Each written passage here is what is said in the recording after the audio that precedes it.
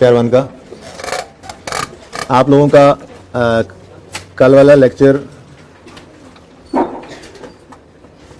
ये आवाज़ मिस हो रही है बार बार? चलें, आप अगर आएँ कोई तो उन्हें अर्ज़ कर दीजिएगा, ठीक है, क्योंकि ये एक पक्का मसला है मेरी क्लास में। अच्छा जी, लेक्चर 15 का जो होमवर्क था, अच्छा पहले तो ये बताएं कि क्लास वर्क वाला क्वेश्चन क्लियर हो गया था ना? उसके बाद क्लास वर्क का क्वेश्चन 2 भी मैंने होमवर्क कर दिया था। ये मिलके कर लेते हैं, इसमें इतना टाइम नहीं लगना। नोट बनाना था फॉर द ईयर 31 दिसंबर 2016। अब यहाँ की बजाय वहीं कर लेते हैं।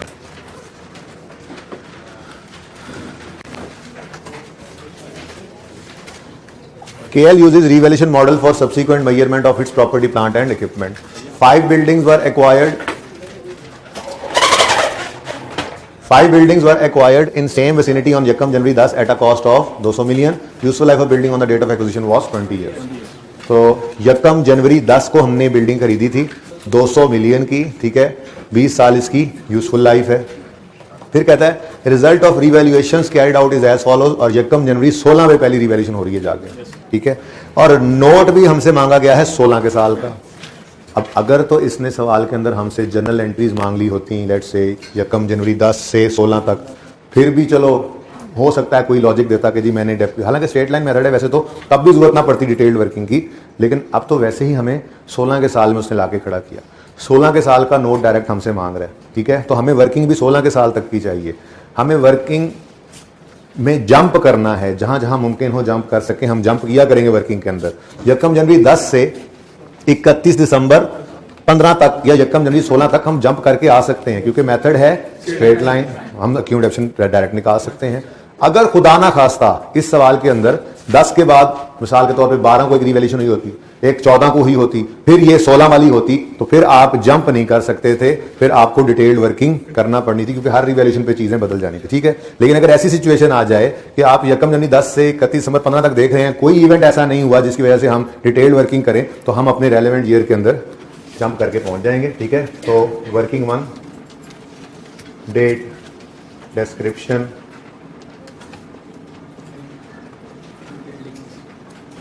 बिल्डिंग्स हैं, बिल्डिंग्स, रिवैल्यूएशन, सरप्लस, लॉस तो आया नहीं होना चले बहरहाल। अब यकम जनवरी 2 तरीके हैं, आप यार ये क्या हो रहा है, क्लास में बैठे हो तुम, खड़े हो जाओ ना जरा थोड़ी देर, दीवार के साथ चले जाओ, हाँ खड़े भी ऐसे करके हो, इधर देखो, इधर देखो, ऐसे करके खड़े हो जैसे बैठे बात कर रहे थे।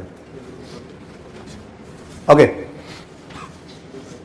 यकम जनवरी 2 तरीके हैं, क्या करो, यकम जनवरी 10 लिखो डेट ऑफ एक्विजिशन और कॉस्ट लिखो, और फिर 31 दिसंबर 15 तक की अक्यूमुलेटेड ऑप्शन माइनस कर दो, ठीक है, या डायरेक्ट 31 दिसंबर 15 पे WDV लिखो और उसी ब्रैकेट के अंदर ही कॉस्ट माइनस कैलकुलेशन कर दो। तो मेरे ख्याल में बहुत ज्यादा डायरेक्ट भी नहीं होते, चलें एक स्टेप लिख ही लेते हैं। हमने यकम जनवरी 2010 को ये एसेट खरीदा था 200 का, ठीक है।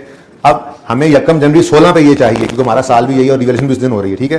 तो आ जाओ फिर 31 दिसंबर 15 तक जंप करके, लेकिन डेप्रीसिएशन की बजाय यहां पर एक्यूमुलेटेड डेप्रीसिएशन लिख लेना, ठीक है। तो 200 डिवाइडेड बाय 20, ये उसकी यूजफुल लाइफ थी ना, ठीक है। इससे आएगी हमारे पास 1 साल की डेप्रीसिएशन, ठीक है। अब कितने साल गुजर चुके, 10, ये कभी 10 से शुरू हुआ ना, 10, 11, 12, 13, 14, 15, तो तेजी वाले 5 साल लिख गए होंगे, जिन्होंने उंगलियों पे गिना उन्होंने 6 साल लिखा, 6 साल गुजर चुके थे जी, 60 और 140 आ गई जी बुक वैल्यू, ठीक है, 31 दिसंबर 15। अच्छा मैं ये कह रहा था कि ये 3 स्टेप्स की बजाय भी आप एक स्टेप कर सकते थे। वो कैसे कर सकते थे, आप यहाँ पे डायरेक्ट लिखते बुक वैल्यू, यहाँ पे लिखते 200 की कॉस्ट माइनस आगे एक्यूमुलेशन लिख देते 200 बटा 20 इंटू 6, और इस सारे का टोटल 140 आना था। तो एक स्टेप में भी ये काम हो सकता था, मैंने कहा चलें बता दो, कॉस्ट लिखें, एक्यूमुलेशन लिखें और फिर बुक वैल्यू लिखें, इसकी बजाय डायरेक्ट भी आप 31 दिसंबर 15 पे आ सकते थे। तो ये दोनों अल्टरनेटिव्स मौजूद हैं, ठीक है, कि हमने कॉस्ट लेस एक्यूमुलेटेड डेप्रिसिएशन, ठीक है। तो ऐसे करना चाहें तो ऐसे भी कर सकते हैं पर्चे में, लेकिन मैंने थोड़ा सा एक्सप्लेन कर दिया अलग। ठीक है, सही है, ये भी समझ आया, ये वाला भी। अच्छा, फिलहाल तो ऐसे नहीं किया। चलिए जी, तो 1 जनवरी 16 पर एक लाइन खाली छोड़कर रीवैल्यूड अमाउंट लिख लेंगे। 1 जनवरी 16 पर 480 पे फेयर वैल्यू चली गई है, तो 480 जी 340 का हमें रिवैल्यूएशन पर सरप्लस आ गया।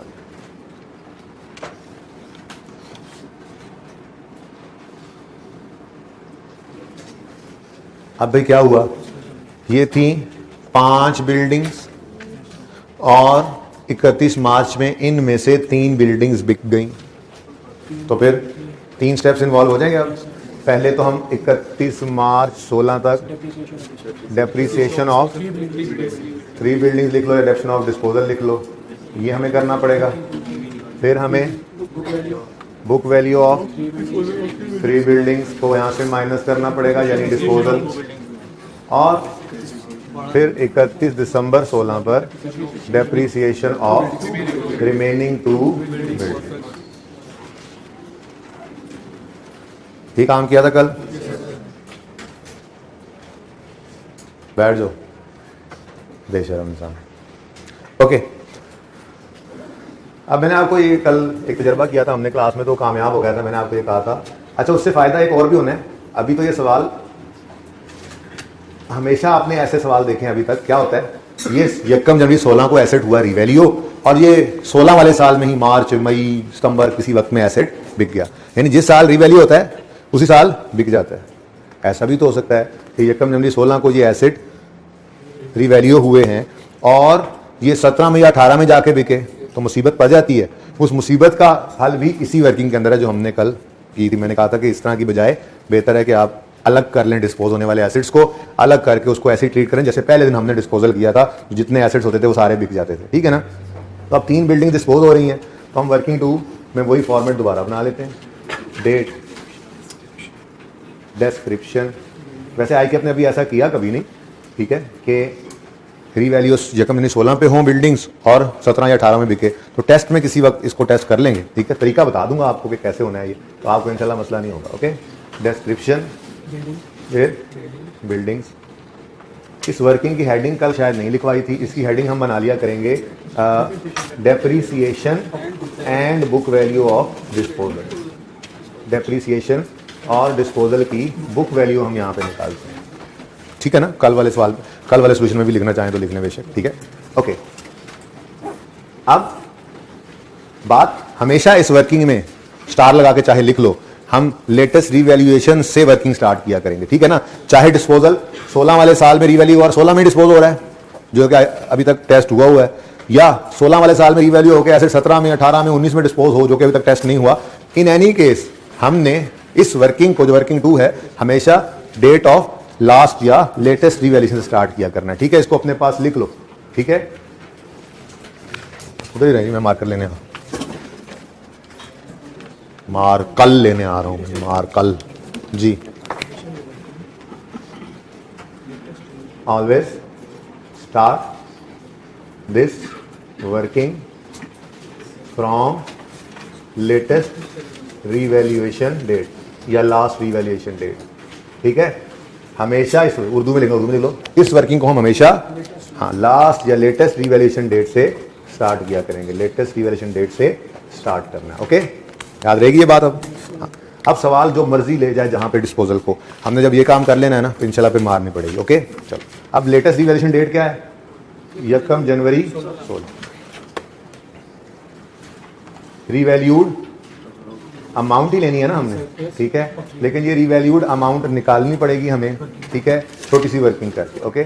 तो 2.1 कह लो, स्टार लगा लो, यहाँ पे आएगा सरप्लस लॉस, यहाँ पे 4-5 लाइनें छोड़ दी जी। मैं यहाँ पे कर देता हूँ वर्किंग 2.1 जी। टोटल रिवैल्यूड अमाउंट कितनी है? ये है 5 बिल्डिंग्स की रिवैल्यूड अमाउंट, ठीक है। कल 10 था, ऐसे ही ना। 5 बिल्डिंग्स की रिवैल्यूड अमाउंट और हमने बेची हैं 3 बिल्डिंग्स, तो 288 आ गया हमारे पास बिल्डिंग की रिवैल्यूड अमाउंट 288। ऐसे ही दूसरा काम सरप्लस के साथ करना पड़ेगा। 340 का सरप्लस है 5 बिल्डिंग्स का, तो 3 का बनेगा 204। यहाँ पे लिख दिया हमने 204, यहाँ पे हमने कह दिया वर्किंग 2.1। ठीक है, तो रख दें। तो जब मर्जी एसेट डिस्पोज हो रहा है, हमने लास्ट रीवैल्यूएशन से ये डिस्पोजल वाली, ये सिर्फ डिस्पोजल को अलग किया हमने। ये डेप्शन और बुक वैल्यू किसकी है जी? डिस्पोजल्स की निकाल रहे हैं। ठीक है जी, रिवैल्यूड अमाउंट भी हमने किसकी निकाली है? डिस्पोजल्स। ठीक है ना, 3 ही बिकी है ना। चले जी, उसके बाद अब किस दिन बिका है ये, बिकी है ये बिल्डिंग्स? 31 मार्च 16 पे। ठीक है, तो 31 मार्च 16 तक इनको डेप्रीशिएट कर लेते हैं। डेप्रीशिएट करना है हमने रीवैल्यूड अमाउंट को रिमेनिंग। अब रिमेनिंग यहाँ पे या यहाँ पे जैसे भी है, एक ही बात है ना।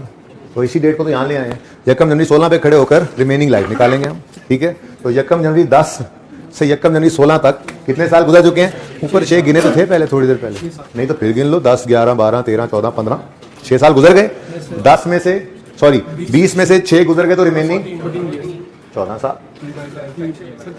क्या, क्यों? जी, इंटू 3/12। बस यहाँ तक ही मुश्किल होती है। आगे तो हमने वैसे ही जो काम एसेट के साथ करना है वही सरप्लस के साथ, बट्टे शट्टे सब कुछ वैसे ही। ठीक है, तो 204/14 इंटू 3/12, 5 4, 283 और 200। ये आ गई जनाब बुक वैल्यू ऑफ डिस्पोजल्स। ऐसी मैंने लिख दिया आज, बुक वैल्यू बस लिखा हुआ काफी। ठीक है, काम हो गया। ठीक है, पहले ये 5, फिर ये 4। ठीक है, फिर उसके बाद ये 283 की बुक वैल्यू और 200 रिवैल्यूएशन सरप्लस। ठीक है, बस ये वर्किंग होगी, हमने निकाल ली थी बुक वैल्यू। यहाँ पे माइनस लिखना है तो लिख लो, वर्किंग में टाइम जाया करना है। कल तो मैंने कर दिया था समझाने के लिए, यार देखो 283 माइनस 0, 200 माइनस 0 हो गया, पर कल समझ लिया ना। अब आज क्या करना है? वर्किंग के लिए वर्किंग कर ली थी, ये चीजें चाहिए थी, निकाल ली हमने बस। ठीक है, next depreciation of remaining buildings. Depreciation of remaining 2 buildings for 12 months. ये वर्किंग 3 चाहिए हमें जी। तो 480/5 इंटू 2 192 डिवाइडेड बाय 14। फ्रैक्शन नहीं लगाना, 14 ही आ गया, coincidence. 340 total surplus divided by 5 into 2, ये जो रह गई हैं उनकी बात हो रही है। ठीक है, is equal to 136 divided by 14 और 10, 170 120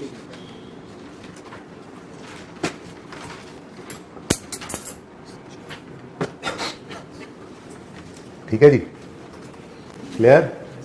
कितने बच्चों को ये आज भी समझ नहीं आया? कल तो चलो गुजर गया, आज भी समझ नहीं आया। कितने बच्चों को आज ज्यादा अच्छा समझ आ गया? अच्छा, तुमने हाथ खड़ा कर दिया, मैंने कहा आज भी समझ नहीं आया। मैंने कहा कितने बच्चों ने बच्चों को आज वो आज भी समझ नहीं आया? कहता है अच्छा क्वेश्चन है, बोलो क्वेश्चन। क्वेश्चन ये है कि हमने तो सिर्फ नोट बनाना है, तो लास्ट में डेप्रिसिएशन 3 बिल्डिंग्स और बुक वैल्यू 3 बिल्डिंग्स को लिखने की जरूरत है कि हम डायरेक्ट मेरे चांद लिखनी जरूरी है। नहीं, लेकिन नोट रिक्वायरमेंट तो नोट है ना, मैंने भेजा है उसके नोट बनाना है। हाँ ठीक है, नहीं वो भाई ये कह रहे हैं कि यहाँ तक जरूरी था, ये डेप्शन निकालनी थी। ठीक है, तो फिर 288 को निकालना है, इस 5 को निकालना है, डेप्शन अलग निकालना है, ज़बानी करना है तो कर लें, लेकिन उसमें कुछ मिस ना हो जाए। 1 मिनट ज़्यादा लगना है। जब यहाँ तक वर्किंग कर ली, आगे क्या बचा है? आगे भी कर दो दोनों। ठीक है, ओके जी। जिन्होंने नोट नहीं बनाया था जरा जल्दी से नोट बनाए। चाय पी तो नहीं आप लोगों में से किसी ने? उधर रखिए जी, जल्दी नोट बनाए 1 मिनट के अंदर अंदर। भाई पूछ रहे हैं, भाई वहीं पे रहे, कैमरा वहीं पे रहे। भाई पूछ रहे हैं कि ये जो वर्किंग हो रही है, वर्किंग 1 सामने नजर आ रही है, इस वर्किंग में अगर हमारे से स्टार्ट में ही कोई गलती हो जाए, मिसाल के तौर पे 5 साल हमने यूजफुल लाइफ ले ली गलती से, अब एक बार उसका नंबर कट गया, ये लाइफ गलत ली है। ठीक है, उसके बाद फिर कॉन्सेप्ट सारे के सारे सही आप अप्लाई करते जा रहे हो तो उसके नंबर मिलेंगे, क्योंकि आईकेएप में गलती पे गलती के नंबर नहीं कटते। मैं क्या बात कर रहा हूँ समझने की कोशिश कीजिएगा, चाय न कराइएगा मेरे। ये 200, ये 60 सही नहीं आएगा। लाइट चली गई थी जी, माजरत। अच्छा जी, मैं ये बात कर रहा था कि अगर ये 200 की डिवाइड कर दिया मिसाल के तौर पे 10 से, अब यूजफुल लाइफ सवाल में थी 20, इस भाई ने गलती कर दी, यहाँ पे 10 ले लिया, जिस वजह से यहाँ पे आंसर हो गया गलत। ठीक है, इधर एक नंबर अगर था इसका तो ये एक नंबर कट गया, दैट्स इट। अब आगे बढ़े, इस कॉस्ट में से वो गलत डेफिनेशन निकाल के बुक वैल्यू पे पहुंचना कॉन्सेप्ट था, फिर इस बुक वैल्यू को, गलत बुक वैल्यू को रिवेल्ड अमाउंट से कंपेयर करके सरप्लस निकालना, ये कंसेप्ट था। तो वो जो गलती के नंबर कटने थे वो कट गए, आगे जितने काम किए आपने सही उसके नंबर मिलेंगे। इस गलत बुक वैल्यू को कंपेयर किया रिवेल्ड अमाउंट से, सही कंपेयर किया, सरप्लस लॉस निकाला, सही निकाला हुआ है, इसके नंबर मिलेंगे। आगे इस रिवैल्यूड अमाउंट को, आगे तो फिर गलती ना होगी रिवेल्ड अमाउंट से आगे, ठीक है ना। तो जो गलती होनी थी तो गलती पे समझ हो ना, आगे भी ट्रिकल डाउन चलता जाए, तो जो गलती का नंबर कटना था वो कट गया। उस गलत फिगर ने आगे कहां कहां यूज होकर आंसर निकालना है तो बताइए आपको अकाउंटिंग के अंदर, उसके नंबर बार बार नहीं कटेंगे। आगे कॉन्सेप्ट्स हैं, जैसे मैंने आपको, मैं क्यों कह रहा हूं अपना, जैसे आपको साधों ने कहीं से भी पढ़ के आते हैं बच्चे, इंट्रो में समझाया होगा कि प्रॉफिट एंड लॉस बनाते हुए कोई 2-3 एक्सपेंस आपके गलत निकल आए, जिस वजह से नेट प्रॉफिट की फिगर आपकी होगी गलत।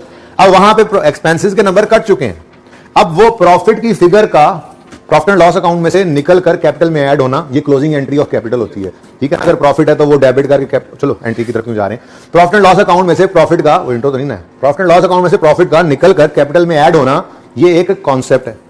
ठीक है, क्लोजिंग एंट्री होती है प्रॉफिट एंड लॉस की कैपिटल में, तो वो गलत प्रॉफिट की फिगर उठा के कैपिटल के अंदर ऐड करके लिखना जो है ये एक कॉन्सेप्ट है। वो गलत फिगर भी उधर जाएगी तो उसके नंबर मिलेंगे, तो ये कॉन्सेप्ट के नंबर हैं कि प्रॉफिट एंड लॉस में से नेट प्रॉफिट या लॉस ने उठ के कैपिटल में ऐड या लेस होना होता है। तो जो गलती के नंबर थे प्रॉफिट एंड लॉस में वो कट चुके। तो ये भाई का सवाल था कि जी गलती के नंबर तो नहीं कटते जी, फिर सही कर लो। जी चलिए नोट बनाए, 1 मिनट आपके पास, जल्दी सब बच्चे नोट बनाए, नहीं बनाया था जल्दी करें। कितने बच्चों ने घर नोट बनाया था? नहीं आज तो क्या करूं फिर?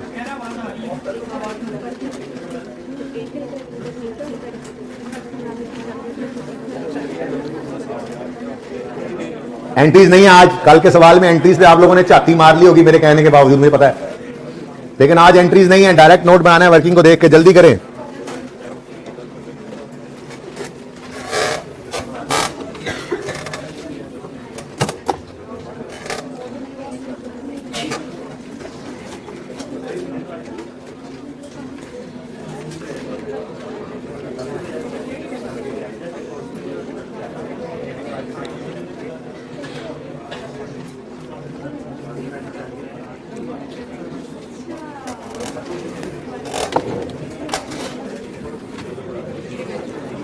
देखिए जी, रिक्वायरमेंट है किसी के पास क्वेश्चन? रिक्वायरमेंट क्या है? प्रिपेयर अ नोट, और उसके साथ कंपैरेटिव तो नहीं लिखा हुआ, तो बस फिर ठीक है। जब तक सवाल में ये देखो, एक टॉपिक पहले FR 1 में कहा जाता था आपको कि कोई ऐसा टॉपिक नहीं जिसमें जब तक कंपैरेटिव कहे ना आपको बनाना पड़े, लेकिन अब एक टॉपिक आ गया IS 8, ठीक है, उसमें कंपैरेटिव नहीं कहेगा तब भी बनाएंगे, वरना उसके अलावा किसी टॉपिक के अंदर जब तक वो कंपैरेटिव खुद ना कहे आपने नहीं बनाना। 18 के साल का नोट मांगा है उसने, 17 का खुद ही नहीं बनाने बैठ जाना, 16 का मांगा है, 15 का खुद ही नहीं बनाने बैठ जाना। बात समझ रहे हो? और सही है। सवाल में उसने कहा prepare note for the year 31 दिसंबर 2016, तो बस 16 का ही नोट बनाना है। नॉर्मली तो आजकल वो बाकायदा लिख देता है इग्नोर कंपैरेटिव्स, कंपैरेटिव नहीं बनाने, लेकिन अगर खामोश भी हो तो आपने कंपैरेटिव, हम मुसीबत में नहीं खुद को डाल लेना, 1 साल का नोट बनाओ पूरा, फिर अगले साल दूसरे साल का नोट बना रहे हो बैठे ना। अगर सवाल में कंपैरेटिव्स का जिक्र करे तो फिर कंपैरेटिव ईयर का नोट बनाना है, वरना नहीं बनाना। ठीक है, तो रिक्वायरमेंट है prepare a note on PPE for the year 31 December 16 in accordance with IFRS। ठीक है, और बात कोई नहीं है यहाँ पर किसी किस्म की कंपैरेटिव ईयर का भी नोट बनाना है, तो बस सिर्फ हम 31 दिसंबर 16 का नोट बनाते हैं। ठीक है, तो शॉर्ट कर लेते हैं जरा। KL note to the financial statements for the year ended 31 December 16। ये जिसको समझ नहीं भी आ रहा वो मुझे ये ना कहे मैसेज करके कि जी फॉन्ट बड़ा कर लें, ठीक है। अच्छा, कोई नंबर 15, प्रॉपर्टी प्लांट इक्विपमेंट मुकम्मल लिखना है आपने, ग्रॉस CA नहीं लिखना, कैरिंग अमाउंट लिखना है। Okay, opening, transfer, revaluation, addition, disposal, closing, accumulated depreciation, start of the year revaluation या एंड? स्टार्ट हो तो पहले ट्रांसफर लिख लिया करो, एंड हो तो पहले डेप्रीसिएशन लिख लिया करो। इससे जरा फायदा हो जाता है, खर्चा करते हुए आसानी हो जाती है, ठीक है ना। तो ओपनिंग ट्रांसफर, ये ट्रांसफर है, ओके। डेप्रीसिएशन एक्सपेंस, डिस्पोजल, ये क्लोजिंग है और बुक वैल्यू। बस एक ही साल का नोट बनाना है, 31 दिसंबर 16। नाउ 31 दिसंबर 16 के लिए फिर ओपनिंग यकम जनवरी 16 बनता है, और हम यकम जनवरी 16 पर ओपनिंग निकाल लेंगे। हम नहीं निकाल लेंगे। क्या हो गया, आप लोग क्यों नहीं रोक रहे मुझे? यकम जनवरी 16 पे तो कभी भी ओपनिंग नहीं निकालेंगे हम। 31 दिसंबर, हाँ, हम 31 दिसंबर 15 की शाम को खड़े होकर क्लोजिंग निकालेंगे, उसका क्लोजिंग अगले साल का ओपनिंग। तो 31 दिसंबर कहाँ पे खड़े हो आप? 31 दिसंबर 15 पे ये आप खड़े हो, ठीक है। और आपने इस दिन निकालने हैं क्लोजिंग बैलेंसेस, ठीक है जी। तो सवाल से आगे पूछा आपने, क्या ये एसेट 31 दिसंबर 15 या ये 31 15 लाजमी साथ बोलना है, क्योंकि ईयर एंड रिवैल्यूएशन में ये मार दे जाएगा वरना आपको, ठीक है। क्या ये एसेट 31 दिसंबर 15 या उससे पहले कभी रिवैल्यू हुआ है? नहीं हुआ, बोलो। पहली रिवैल्यूएशन कब हो रही है? यकम जनवरी 16 पे। तो अगर यकम जनवरी 16 पे ओपनिंग निकालते ना तो गड़बड़ हो जानी थी, बच्चे तेजी के अंदर रिवैल्यूड अमाउंट ले जाते, जो कि गलत होता। तो 31 दिसंबर 15 या उससे पहले ये एसेट कभी रिवैल्यू, अगर कभी रिवैल्यू नहीं हुआ तो फिर एसेट अकाउंट में इसकी कॉस्ट पड़ी होगी, ठीक है। कितनी? 200 की कॉस्ट थी वो एसेट की। तो अगर क्लोजिंग एसेट के अकाउंट का क्लोजिंग बैलेंस 200 है 31 दिसंबर 15 पे, तो यकम जनवरी 16 पर यही ओपनिंग। और अगर ये एसेट कभी रिवैल्यू नहीं हुआ तो फिर एक्यूमुलेटेड एसेट अकाउंट के अंदर इसकी डेट ऑफ परचेज से 31 दिसंबर 15 तक की डेप्शन पड़ी होगी। भाई 31 दिसंबर 15 पे खड़े होकर बैलेंस निकालो, 16 कहां से आ गया? हम 31 में ये आप ये खड़े हो ना, 31 दिसंबर 15 पे खड़े हो, 16 कहां से आ गया? 16 का तो जिक्र ही कोई नहीं, ठीक है। तो अगर ये एसेट कभी रिवैल्यू नहीं हुआ तो फिर इसकी एक्यूमुलेटेड डेप्शन अकाउंट के अंदर डेट ऑफ परचेज से 31 दिसंबर 15 तक की डेप्शन पड़ी होगी। तो डेट ऑफ परचेज से 31 दिसंबर 15 तक की डेप्शन है 60 रुपीज, तो ये क्लोजिंग बैलेंस बनना है, ठीक है। और ये 31 दिसंबर 15 का क्लोजिंग हमारे साल का। कितने बच्चों ने सही निकाल लिया था ऐसे ही? कितनों ने गलती की थी? गलती वाले हाथ खड़ा करें प्लीज प्लीज प्लीज, शेयर करने मेरे साथ प्लीज। इधर गलत था? गलत किसी का भी गलत नहीं था यार, कसम से कितनी फ्रॉडी है क्लास यार, इतने फ्रॉडी है कितनों सारी इकट्ठे, किसी एक का भी गलत नहीं हुआ। ओके चलो ठीक है मान लेते, करते तो गलत होता भाई, कह रहे हैं। ओके नाउ अब पहले ही दिन क्या हो रहा है? रिवैल्यूएशन। तो फिर ये देखो स्टार्ट के अंदर अगर रिवैल्यूएशन है तो पहले ट्रांसफर लिखने का ये फायदा होता है, कंफ्यूजन नहीं होता फिर, ठीक है। तो 60 ट्रांसफर हो गया, ठीक है। और रिवैल्यूएशन सरप्लस आ गया 340, कोई एंट्री नहीं कर रहे हम, पागल थोड़े ही। ओके जी, कोई एडिशन है भाई? नहीं, डिस्पोजल तो है। चलो फिर रुक जाओ, अब रुक जाओ। कंफ्यूजन होती है, कंफ्यूजन दूर कर लेते हैं, लाइनें तो लगा लो, मैं जरा मुश्किल काम तो कर लूँ। ओके अब एसेट अकाउंट में से एसेट की लेटेस्ट रीवैल्यूड अमाउंट निकलनी है, और एक्यूमुलेशन अकाउंट में से इसकी एक्यूमुलेटेड डेप्रिसिएशन, और इस साल का डेप्रिसिएशन एक्सपेंस आना है, ठीक है। आपने डिस्पोजल की फिगर्स के लिए रेफर करना है वर्किंग नंबर 2 को, आपका सवाल आसानी से हो जाए, ठीक है। वर्किंग 2 में आप गए, आपने कहा ये एसेट जो बिका है इसकी लेटेस्ट रीवैल्यूड अमाउंट 288 है, यानी एसेट अकाउंट में ये 288 पड़ा है, तो डिस्पोजल के वक्त यहां से निकलेगा भी क्या? 288। यहां पे आपने आकर लिखा 288, ठीक है। उसके बाद नेक्स्ट, ये एसेट इस दिन जो रिवैल्यू हुआ था तो इस दिन तक की डेप्शन तो एलिमिनेट हो गई थी। अब डेट ऑफ सेल तक की डेप्शन कब से डेट ऑफ सेल तक की डेप्शन पड़ी होगी? यहाँ यकम जनवरी 16 से, और डेट ऑफ सेल क्या है? 31 मार्च 16, यानी यही 3 महीनों की डेप्शन पड़ी होगी। तो यही एक्यूमुलेशन है 5, यहां से आगे आपने 5 को माइनस कर दिया, ठीक है, सही है। अच्छा अब मैं जो कह रहा था आपको कि अभी तक वो काम हुआ नहीं है, पर्चे में हो सकता है, टेस्ट में हो जाए कभी, ठीक है। वो क्या है? वो ये है मिसाल के तौर पे कि ये एसेट 31 मार्च 16 की बजाय 31 मार्च 17 को बिकता। अगर 31 मार्च 17 को बिकता तो 31 दिसंबर 16 तक पूरे साल डेप्रिशिएट होकर बुक वैल्यू आती, फिर आगे 31 मार्च 17 की डेप्रिसिएशन आती, फिर 31 मार्च 17 की बुक वैल्यू आती। ये बुक वैल्यू आप यहां से करते माइनस, एंड वाली ये डेप्रिसिएशन आप यहां से करते माइनस, ये तो काम हो जाना था ठीक। लेकिन जब आपने जाना था ना डिस्पोजल की अक्यूमुलेटेड डेप्रिसिएशन निकालने, तो फिर इस वर्किंग ने आपकी हेल्प करनी थी। कैसे? आपने रीवैल्यूड अमाउंट में से ये बुक वैल्यू माइनस करनी थी, तो ये क्यूमुलेशन आ जानी थी, या इन दो को ऐड भी कर सकते थे। बात समझ रहे हो? ऐसा कभी टेस्ट में हो तो कर लोगे ना। अच्छा ज्यादा बता भी दूं ना बात, मैं फिर टेस्ट भी नहीं करता। ज़हनी तौर पे आप वैसे ही तैयार होते हैं, फायदा ही कोई नहीं, फिर सबने सही करके नंबर ले लेना, फिर कोई और नया काम करेंगे ना। ठीक है, अच्छा सही है जी। ओहो कहां गया, नोट पे थे हम। अच्छा अगली बात जो उससे भी ज्यादा इंपॉर्टेंट है वो ये है कि अगर एसेट डिस्पोज हुआ है तो ध्यान ये रखना कि दो डेप्रिसिएशन होंगी, एक डिस्पोजल वाली डेप्रिसिएशन डेट ऑफ डिस्पोजल तक और दूसरी बाकियों की। इस केस के अंदर 10 बिल्डिंग्स थी, 4 बिक गई, 6 पड़ी हैं, तो 4 की जितने अरसे यूज हुई उतनी डेप्शन और 6 की पूरे साल की डेप्शन, ये 2 स्टेप्स के अंदर डेप्रिसिएशन आपकी पड़ी होगी। तो इसको नहीं भूलना, ये आप वर्किंग के अंदर ही आपको नजर आ रहा होगा, ये वर्किंग में ही पड़ा होगा। डेप्रिसिएशन ऑफ 3 बिल्डिंग्स 5 रुपए, डेप्रिसिएशन ऑफ 2 बिल्डिंग्स 14 रुपए, ये दोनों मिलकर कितना बना 19। तो यहां पर आपने आकर लिखा 19, ठीक है जी।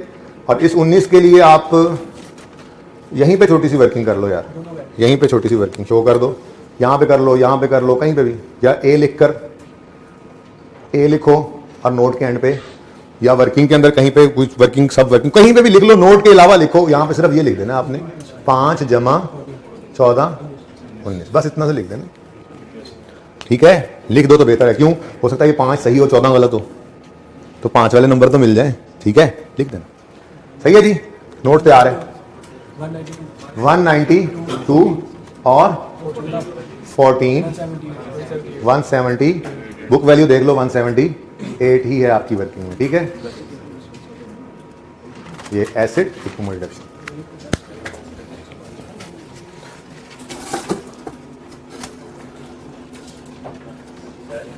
जी हैं, इसका सब नोट बनाने की जरूरत नहीं है, वो सवाल पूरे के अंदर बनाएंगे ना। ठीक है, सब नोट्स उसी में बनते हैं, इस तरह का सवाल तो आपको थोड़ा ही आता है। अगर आ भी जाए तो सब नोट क्या बनेगा, आप कहोगे जी last year was performed on यकम जनवरी 16, had there been no revaluation asset would have shown 200 minus 60 के ऊपर एक और डेप्शन ऐड कर दो। ठीक है, डिस्पोजल है तो फिर लेजर बनाओ, तो डिस्पोजल की डेट पे 3 बिल्डिंग्स की कॉस्ट निकल जाएगी और उनकी कंडक्शन भी निकल जाएगी। तो शॉर्टकट, अच्छा इस सवाल में मैं बनाना नहीं चाह रहा, वैसे बनाना चाहें तो बन सकता है। शॉर्टकट क्या हो, आप क्लोजिंग डेट पे देख लो कि कितनी हमारे पास कॉस्ट पड़ी, कितनी एक्यूमुलेशन पड़ी हुई है। ठीक है ना, दो को ही लेकर चल सकते हो। बहरहाल लेजर बना लो तो आपका had there been no revaluation वाला सब नोट भी बन सकता है। Movement in revaluation surplus opening सवाल, आप माना कि डिस्पोजल आ गया, आप चाह रहे हो कि डिस्पोजल वाले सवाल के सब नोट्स आ जाए हमारे सामने, तो वो मैं ये चाह रहा हूं कि जो सवाल पूरा हो जिसमें मल्टीपल एसेट्स हों और उसमें रीवैल्यूड एसेट डिस्पोज भी हो रहा हो, तो उसके अंदर जाके वो नोट्स बनाना ज्यादा बेहतर है, इसमें टाइम ज़ाया ना करें। ठीक है, बनाने के लिए ट्राई तो कर सकते हैं आप, ठीक है घर पे, लेकिन उसमें फिर ज़हन के अंदर ये रख लेना, बल्कि ज़हन के अंदर कुछ ना रखना, लेजर्स बनाना, एसेट का अकाउंट, एक्यूमुलेशन का अकाउंट इंट्रो की तरह से। ठीक है, और वही आपने had there been no revaluation में लिख देना। और मूवमेंट एंड रिवैल्यूएशन सरप्लस के लिए क्या करोगे, ओपनिंग 0 पड़ा होगा, revaluation surplus arose during the year होगा 340, उसके बाद ट्रांसफर ड्यूरिंग द ईयर 204 और बाकी पड़ा होगा इस ट्रांसफर के बाद वाला 126 क्लोजिंग में। ठीक है ना, तो आप ट्रांसफर दोनों ही इकट्ठे लिख दो, कोई मसला नहीं, सब नोट के अंदर। यही सवाल थे ना आपके, तो ट्राई करना, मैं इस तरह का टेस्ट में सवाल दे के उसको डिस्कस करूंगा। और बताओ, ठीक है, डन, ट्राई करोगे ना? क्या है यार, क्या कह रहे हो? कौन सा सब नोट कैसे बनेगा? मूवमेंट इन CWIP कहां से आ गई भाई? Movement in revaluation opening arose transferred 204 जमा 10, क्लोजिंग बताओ। ऐसे बनेगा, और कैसे बनेगा? शक्ल तुमने ऐसे बनाई थी, पता नहीं ये मसला फीसा हो रहा है, ऐसे बनेगा। अब पर्चे में ये तुमने करना था, मुझसे ही करवा ली, कोई नोट ना करे, खुद ट्राई करना, दिमाग को भी तो इस्तेमाल करो। एक चीज सिखाई हुई है, समझाई हुई है, ट्राई करो, अपने दिमाग को ना लगाने देना थोड़ा सा भी एफर्ट, कहीं सीख ही ना जाए कुछ, पर्चे में को जरा अनसीन चीज आ गई तो क्या करेंगे? ठीक है, ऐसे बन जाएगा, सब नोट बन जाएगा ना पर्चे में। ओके, वैसे इन्होंने पूछ ही लिया बहाने से, मैंने तो सिर्फ movement and revaluation surplus disposal के अलावा वाली दिखाई हुई थी, बड़ा नुकसान हो गया। अब टेस्ट में क्या करूंगा, कुछ ना कुछ तो कर ही लूंगा मैं टेस्ट। यार ये नजर आ रहा है अगर इतना साइज हो तो? नहीं तो फिर ना सही। सवाल पूरा पढ़ लेते हैं फिर एक बार जी। ऑन 31 दिसंबर 18, पहले रिक्वायरमेंट ना पढ़ लें। रिक्वायरमेंट है, in the lights off requirements of IFRS prepare accounting entries from the above information for the year 31 December 19। On 31 दिसंबर 18, अब 19 वाले साल की एंट्रीज करनी है, तो ये पिछले साल का क्लोजिंग है, ठीक है। क्या मसला है, ये एसी चल नहीं रही, अब सही नहीं चल रही, चलाओ ना। Okay, on 31 December 18, OCL changed its valuation model from cost to revaluation for its buildings.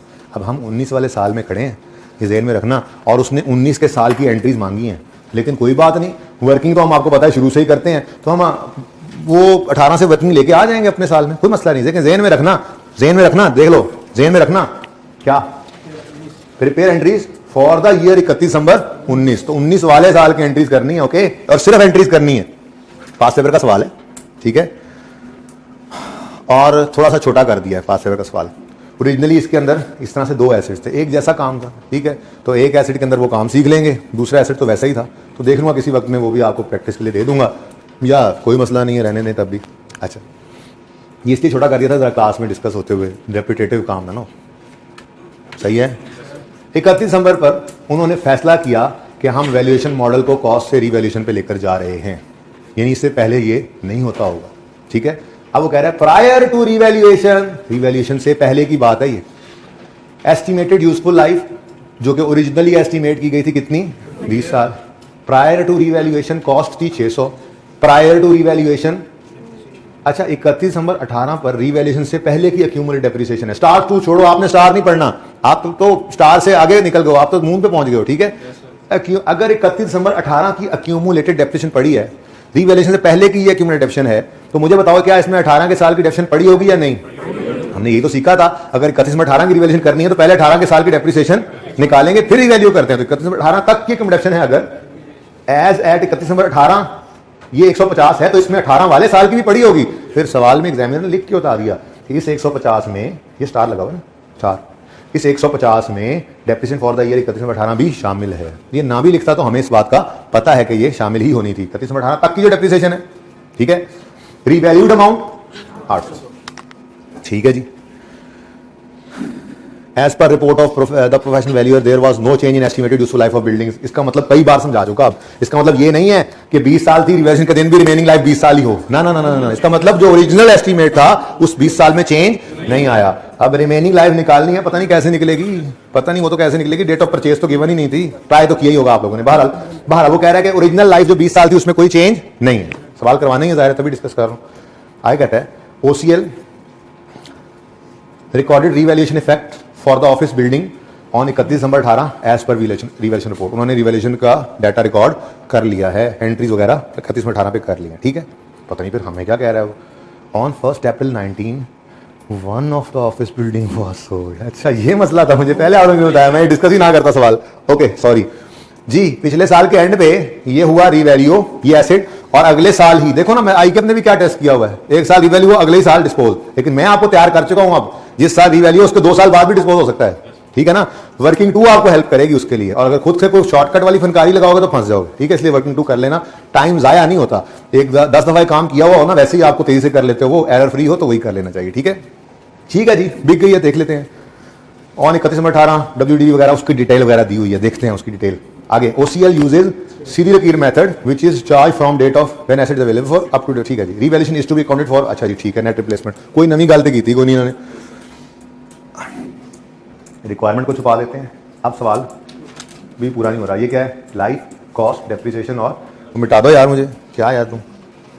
Okay, अब हम 31 दिसंबर 18 पर उसने रीवैल्यू किया है, ठीक है ना। लेकिन हमारे इस सवाल के डाटा को देखें ना, तो इसमें कॉस्ट का डाटा भी गिवन है, तो फिर हम 31 दिसंबर 18 पे जरा 1 मिनट के लिए वर्किंग कर लेते हैं।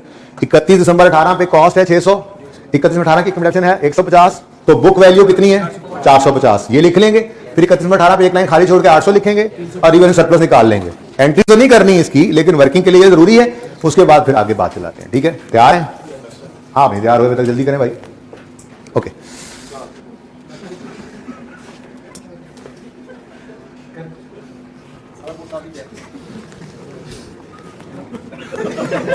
और यार कोई बात नहीं भाई, बैठ जा यार, बैठ, तुम्हें कर ले, तुम्हें क्या लगता है वो पहुंचेगा? नहीं पहुंच सकता था वो, बैठो, बैठ जा यार, बैठ जा। ओके भाई देखो सारे, वर्किंग वन,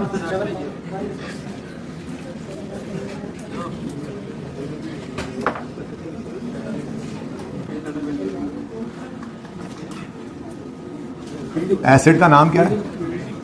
केड़ी बिल्डिंग? Office buildings. मैं ये पूछना चाहता, क्योंकि जब आप आईकैप का ओरिजिनल सवाल खोलेंगे ना, उसमें आई थिंक था एक ये ऑफिस बिल्डिंग, इसी तरह से ये सारा डाटा इसका यही था, और दूसरा था फैक्ट्री बिल्डिंग, ठीक है ना। तो इसलिए मैं कह रहा हूं चलो अगर कोई ओरिजिनल सवाल कभी दे भी दूं या आप कभी देख भी ले आईकैप का सवाल, तो फिर इसी का हिस्सा है ऑफिस। अब ये ना समझना कि वो मुश्किल वाला निकाल दिया है, मुश्किल वाला यहाँ पे है, ठीक है, ओके। और फिर revaluation, surplus, profit and loss. जी हम ना डायरेक्ट 31 दिसंबर 18 पर लेकर आना चाह रहे हैं। कॉस्ट है इसकी 600। अच्छा देखो अब यहां पे तो यार इतना वर्किंग भी नहीं है, ऐसे ही टाइम जाया करना, डायरेक्ट ही लिखो बुक वैल्यू। जी कॉस्ट 600, एक्यूमुलेशन 150, लो ठीक है ना। अब ये तो हो सकता है ना, ये तो सब कुछ डाटा गिवन था, अब भी तो 2 स्टेप्स में करें तो फिर तो टाइम जाया करने वाली बात ही, ठीक है। इसी दिन 31 दिसंबर 18 पे इन्होंने ये फैसला किया कि हम रिवैल्यूएशन मॉडल पे जा रहे हैं, और इसी दिन 31 दिसंबर 18 पे रीवैल्यूड अमाउंट कितनी है? 800 रुपए। तो एक लाइन छोड़ दोगे खाली, 31 दिसंबर 18 पर ही लिखेंगे, और रीवैल्यूड अमाउंट लिख लोगे, कितनी? 800, 350 का आपके पास आ गया रिवैल्यूएशन।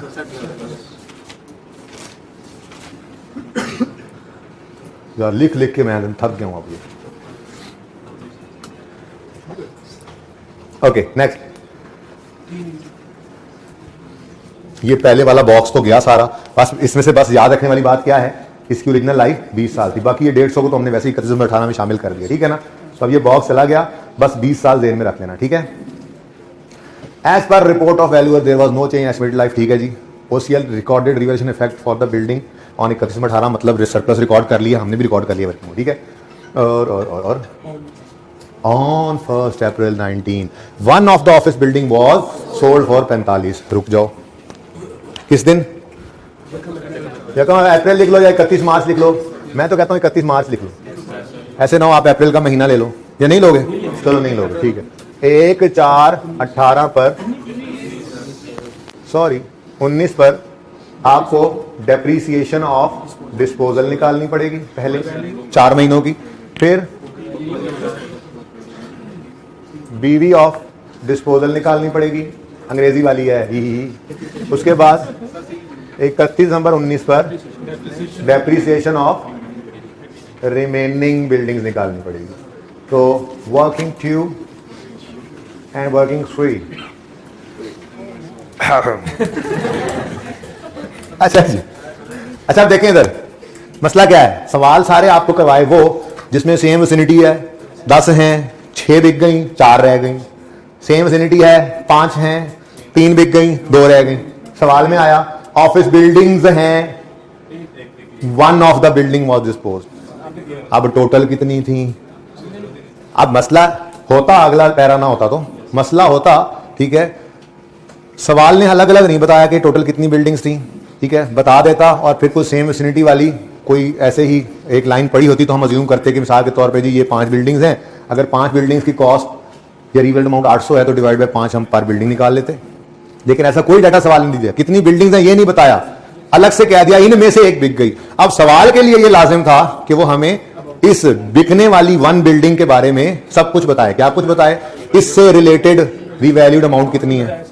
अगर वो अलग नहीं बताता तो अच्छा वो भी बताना पड़ेगा उसको, और क्योंकि ये नहीं ना बताया कितनी बिल्डिंग्स हैं, बता देता इतनी बिल्डिंग है तो हम 800 को डिवाइड कर देते। तो अब जो बिल्डिंग बिकी है उसकी रिवैल्यूड अमाउंट भी बतानी पड़ेगी उसको। जितनी बिल्डिंग जो बिल्डिंग बिकी है उसकी अलग से बुक वैल्यू भी उसको बताना हमारे लिए जरूरी हो गया, उसके लिए लाजिम है, ठीक है। तो फिर पढ़ते हैं, उसने बताया हुआ है on 1 April 19 one of the office building was sold for 45 million. ये किसी सेल प्रोसीडिंग को साइड पे रखो। On 31 December 18 WDV before revaluation and revalued amount of sold building amounted to 80 and 95 million respectively. अब आप चाहो तो मैं 80 लिख के 15 का सरप्लस भी निकाल सकता हूं, चाहो तो डायरेक्ट 95 की रिवैल्यूड अमाउंट लिख देते हैं और आगे 15 का सरप्लस लिख देते हैं, आपकी मर्जी है। बल्कि चाहो क्या, मैं दोनों काम ही कर देता हूं। आपको मैंने क्या बताया हुआ है जी, वर्किंग टू किस लिए है, depreciation and book value of disposal, ठीक है जी। डेट, डिस्क्रिप्शन, ऑफिस बिल्डिंग जो बिकी है, रीवैल्यूएशन। अच्छा अब सुनो, मैं कह रहा हूं कि आप डायरेक्ट ऐसे करो कि 31 दिसंबर 2018 पर क्या कहा सवाल ने, इधर देखो, WDV 80 थी 31 दिसंबर 18 पे और रीवैल्यूड अमाउंट 95 थी। और 31 दिसंबर 18 WDV 80 है, जिनके पास हार्ड में है वो अंडरलाइन करके लिख सकते हैं WDV को 80, ठीक है। WDV 31 दिसंबर 18 पे कितनी है, 80, और रीवैल्यूड अमाउंट 31 दिसंबर 18 पे कितनी है, 95, ठीक है। तो इसका मतलब सरप्लस कितना होगा फिर, WDV और मार्केट वैल्यू का ही फर्क होता है ना। तो बुक वैल्यू 80, मार्केट वैल्यू 95, तो सरप्लस कितना होगा, 15, ठीक है। तो मैं ये कह रहा हूं कि आप ऐसे डायरेक्ट लिख सकते हो, रीवैल्यूड अमाउंट सवाल ने बताया, मार्केट वैल्यू कितनी है 95, और इसकी वजह से सरप्लस कितना आया पड़ा है 15, ठीक है। अब कुछ बच्चों को तकलीफ होगी डायरेक्ट लिखने से, तो ऊपर वाली 3 लाइनें मैंने उनके लिए छोड़ी हुई हैं, ये ऑप्शनल है, ब्लू मार्कर इज ऑप्शनल, ठीक है। 31 दिसंबर 18 पर बुक वैल्यू कितनी है भाई, 80, और एक लाइन खाली छोड़कर रीवैल्यूड अमाउंट लिखी, कितना सरप्लस आया 15, और ये 15 31 दिसंबर 18 पर रीवैल्यूएशन सरप्लस बैलेंसिंग। तो ये ब्लू वाला काम ऑप्शनल है, डायरेक्ट किया जा सकता था, तो इसलिए मैंने इसको ब्लू रख दिया, ठीक है। तो जो चाहे डायरेक्ट लिखना बिस्मिल्लाह, और जिसको समझ ना आए कि ये 15 और 95 कैसे आ गया, उसके लिए मैंने जो है ऊपर वाली वर्किंग कर दी है, ठीक है। और सही है, बात वहीं पे ही है, स्टार लगा के बोला था इस वर्किंग को हमेशा किस दिन से शुरू करना है, लेटेस्ट रीवैल्यूएशन डेट से, उसी दिन से शुरू कर रहा हूं। ये तो इसलिए लिख दिया ताकि आपको समझ आ जाए, ठीक है। बात कहानी तो यहीं से आगे शुरू होगी। तो मैं क्या समझ नहीं आ रही, बोलने वाले नहीं कुछ तो मसला है, बता दो, पूछ लो। नहीं 80 95 कहां से आया, समझ रहा था, ठीक है भाई। 80 31 दिसंबर 18 पे WDV है बिफोर रीवैल्यूएशन, WDV है 80 मिलियन और रीवैल्यूड अमाउंट है 95 मिलियन, ठीक है ना। अंग्रेजी उसने समझ लिखी हुई थी, क्लियर। अब 1 अप्रैल को ये बिल्डिंग बिक गई, ठीक है। तो 1/4/19 डेप्रीसिएशन करनी है हमने, 95 को डिवाइड करना है रिमेनिंग लाइफ से, इधर अब फिर हमने जरा को हमारी कुछ नहीं लगेगी अब, ठीक है। और इनटू करेंगे हम 3/12, ठीक है जी। रिमेनिंग लाइफ अभी ना पता मुझे, फिर 15 को डिवाइड करेंगे रिमेनिंग लाइफ से इंटू 3/12, ठीक है। अब सिर्फ एक चीज चाहिए, रिमेनिंग लाइफ। 1 मिनट में रिमेनिंग लाइफ निकालते हैं, उसके बाद देखते हैं आगे। 95 मिलियन तक तो हमने पढ़ लिया सवाल, आगे स्ट्रेट लाइन मेथड यूज करते हैं। कहीं पे उसने ये नहीं बताया डेट ऑफ परचेज कहाँ है, कितनी है, क्या है, ठीक है। देखो ओरिजिनल लाइफ बताई है उसने, लेकिन हमें ये नहीं बताया कि अब तक कितनी लाइफ गुजर चुकी है। रिमेनिंग लाइफ निकालना हमारे लिए जरूरी है, ठीक है। तो कोई ऐसी निशानी, इंट्रो की बातें हैं, याद करो, ठीक है। अगर एक्यूमुलेटेड डेप्रिसिएशन का बैलेंस गिवन है और मेथड का बताया हुआ है, तो हम यहां से कितनी लाइफ गुजरी वो निकाल सकते हैं, ठीक है। इधर देखो,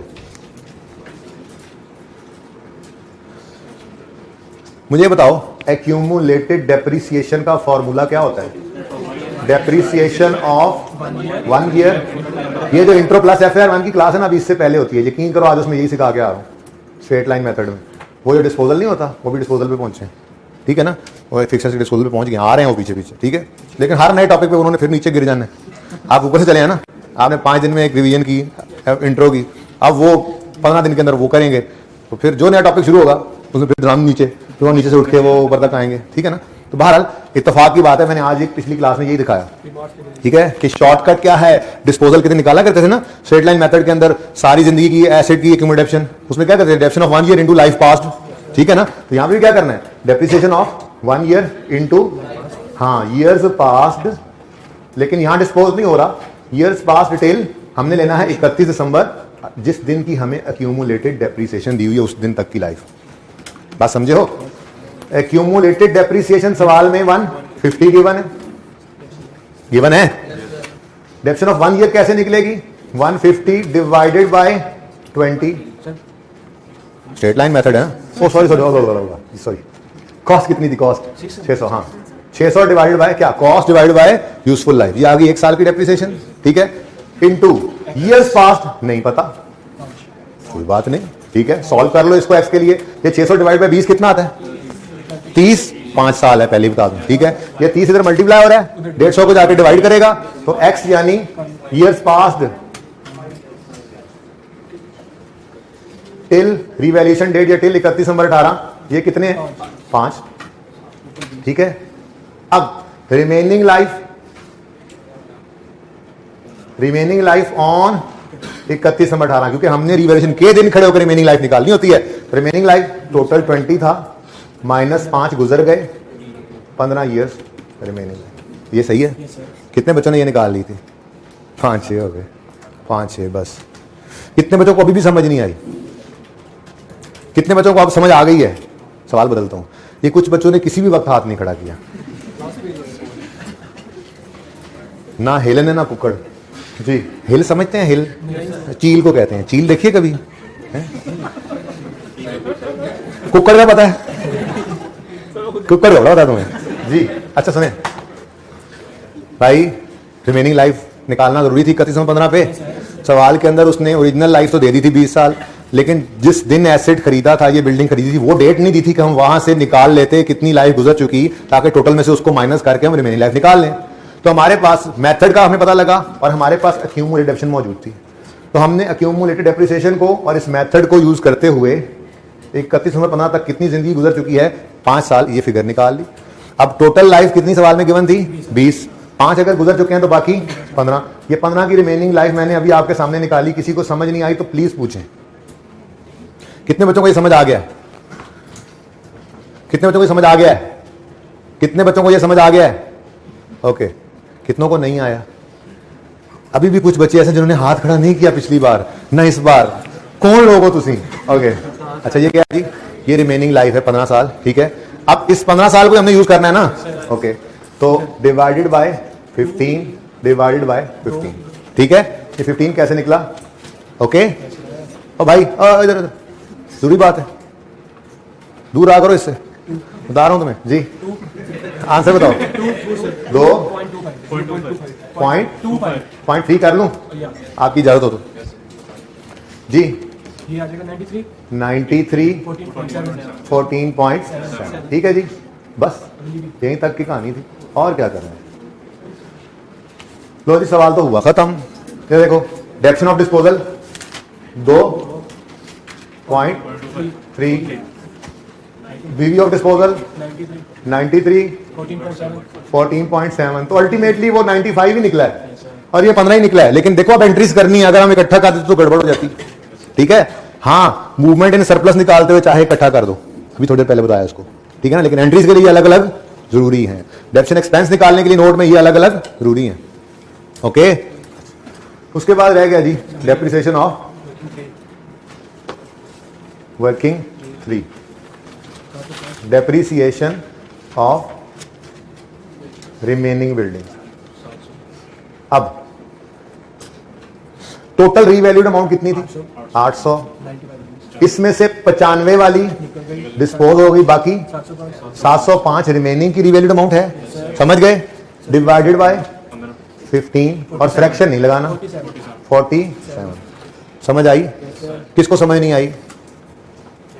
देखो 800 टोटल रीवैल्यूड अमाउंट है सारी बिल्डिंग्स की, इनमें से 95 तो हमने अलग किया हुआ है, ये तो डिस्पोज हो गया। रिमेनिंग जो बिल्डिंग्स है फिर उनकी रीवैल्यूड अमाउंट कितनी बनी? 80 में से 95 निकाल दो, 705 वो बिल्डिंग है जो सारा साल हमारे पास रही। रिमेनिंग लाइफ अभी हमने निकाली है स्टार में 15 साल। जब डिवाइड बाय 15 करोगे तो ये 150 ना, समझ लेना। ये 15 साल इधर निकला, ठीक है ना। तो ये 15 से डिवाइड किया तो पूरे साल की डेप्रिसिएशन, इसको फ्रैक्शन नहीं लगाना, ये रिमेनिंग बिल्डिंग्स की डेप्रिसिएशन आ गई। और किसी को समझ ना आई हो बोलो? समझ सिर्फ उसी को नहीं आती जो नीचे कुछ कर रहा होता है, फिर जब ओहो अच्छा निकल गया तो ध्यान से देखते रहा करो। बाल कोई मसला नहीं, समझ नहीं आया तो बताओ मुझे, मैं दोबारा समझा देता हूँ। आगे बढ़े।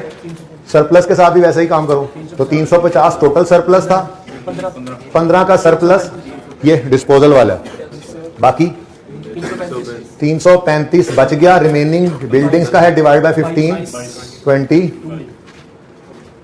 तो 40 7 20। अब मैं बोर हो गया हूँ ये काम कर करके, दो तीसरा दिन है, बस कर दो अब। नया टॉपिक शुरू करते हैं कल, हैं 658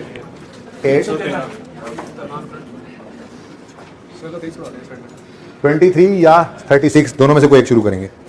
देखते हैं अब रात को क्या मेरे ख्याल में आता है। बाबा जी आगे ख्वाब में क्या बताते हैं, कौन सा करें। दोनों ही करने हैं यार, देखो कौन सा पहले। 36 भी हो सकता है, 23 भी हो सकता है। ओके छोटा तो आइए 36 ही है, नहीं लेकिन 23 भी हो सकता है। 23 यूज ज्यादा हुआ है नोट के साथ, ये बता दूं आई कैप में, ठीक है। तो एक बार 23 कर लिया तो फिर 3-4 सवाल ऐसे खुल जाएंगे सामने।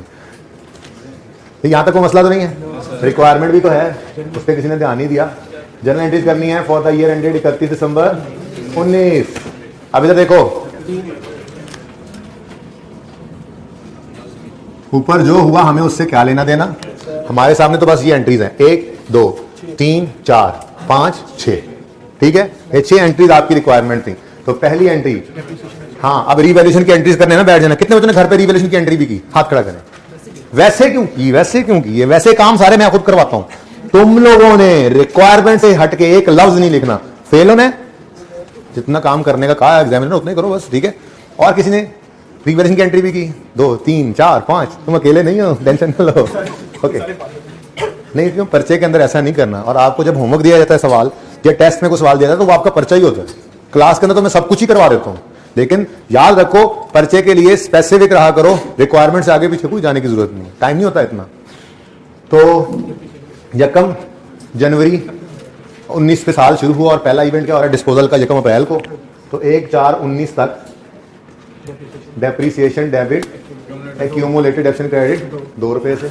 नरेशंस कल लिख लिए थे मैंने, इसकी नरेशन क्या है, depreciation of disposal for depreciation of disposal for 3 months, ठीक है। नेक्स्ट 1/4/19 इसका सरप्लस हो गया, ये surplus debit retained earning credit कितने 0.3। Transferred incremental depreciation of disposal for 3 months, ठीक है। जर्नल एंट्रीज रिक्वायर्ड है ना, तो RSRE नहीं लिखना, पूरा लिखना है रीवैल्यूएशन सरप्लस रिटेन्ड अर्निंग्स। मेरा तो पर्चा पास है, मैं तो जो मर्जी लिखता हूँ। आप लोगों ने ऐसा रिक्वायरमेंट अगर एंट्रीज और ऐसा किया तो नंबर काट सकता है, ठीक है। ओके नेक्स्ट डिस्पोजल हो गया भाई 1/4/19। अच्छा अब देखो ये एंट्री भी नजर आ गई आपको, ये एंट्री भी नजर आ गई, ये दो लिखा है मैंने। अच्छा मैंने 2 लिखने की कोशिश की है, डन। पहली एंट्री और दूसरी एंट्री। तीसरी एंट्री यहां से नहीं हो सकेगी, माजरत, ये बुक वैल्यू है। और मैंने कल बताया था, नहीं भी बताया तो अब बता रहा हूं, जैसे नोट में भी आपको बताया, जैसे ही डिस्पोजल रिकॉर्ड करने लगो वर्किंग 2 में आ जाओ। ऐसे ही जैसे ही डिस्पोजल की जर्नल एंट्री रिकॉर्ड करने लगो वर्किंग 2 में आ जाओ। छोड़ दो उसको, छोड़ दिया उसको। अब एसेट अकाउंट में से क्रेडिट क्या होगा 95 रिवैल्यूड अमाउंट। एक्यूमुलेशन अकाउंट में डेबिट क्या होगा, फिलहाल तो 1 साल बाद ही हो गया, 2 रुपए की एक्यूमुलेटेड डेप्रीसिएशन, ठीक है। तो एक्यूमुलेटेड डेप्रीसिएशन डेबिट 2 से, कैश को देखते हैं बाद में। और बिल्डिंग्स, ऑफिस बिल्डिंग, जो ऑफिस बिल्डिंग बोलो, ऑफिस बिल्डिंग्स 95 से क्रेडिट। कितने का बिका था ये बिल्डिंग, कितने की was on 1 April 19 one of the building was sold for 45। Cash कितना आ गया जी 48 का लॉस आ गया, प्रॉफिट एंड लॉस, ठीक है जी। अब इधर देखो ये तीसरी एंट्री मैंने आपको कहा था वर्किंग में आपको इनको नेट करके देखना पड़ेगा, ठीक है। ये 95 और 2 नेट में कितना बना 93, ये 93 पड़ा। अब ये 14.7 क्या था, वो इसका सरप्लस है जो बचा पड़ा है, सारे का सारा कहां कर दो ट्रांसफर रिटेन्ड अर्निंग्स में। तो revaluation surplus debit retained earnings credit 14 point, यहां पे क्या लिखूंगे narration, transfer of revaluation surplus balance of disposal to retained earnings, ठीक है। अब जनरल एंट्रीज का भी सवाल है ना, तो इसके अलग नंबर है। इसकी अलग नंबर, इकट्ठा नहीं कर सकते थे, इसीलिए ये अलग अलग करवाया भी आप। समझ आ रही है तुम्हें? रहेगी 2 एंट्रीज आखिर में आसान वाली। 31 दिसंबर 19 डेप्रीसिएशन डेबिट एक्यूमुलेटेड डेप्रीसिएशन 47 से और revaluation surplus debit transfer of incremental depreciation of remaining buildings for 12 months. ठीक है डन जी। तो 5 6 ये 6 एंट्रीज थी। कितने बच्चों की ये 6 एंट्रीज? 6 की 6 सही थी, 6 की 6 सही। बस ये सब की गड़बड़ कहाँ से हुई? ये 15 से आई थिंक। ठीक है चलो एंट्रीज तो सही लिखी होंगी भाई। तो कितने बच्चों की ये एंट्रीज ठीक थी? फिगर्स को छोड़ो, एंट्रीज ठीक थी, हाथ खड़ा करें। ये सवाल किया नहीं हमें लगता है सब बच्चे। ये क्वेश्चन कितने बच्चों ने अटेम्प्ट किया? ये क्वेश्चन आसान सवाल था।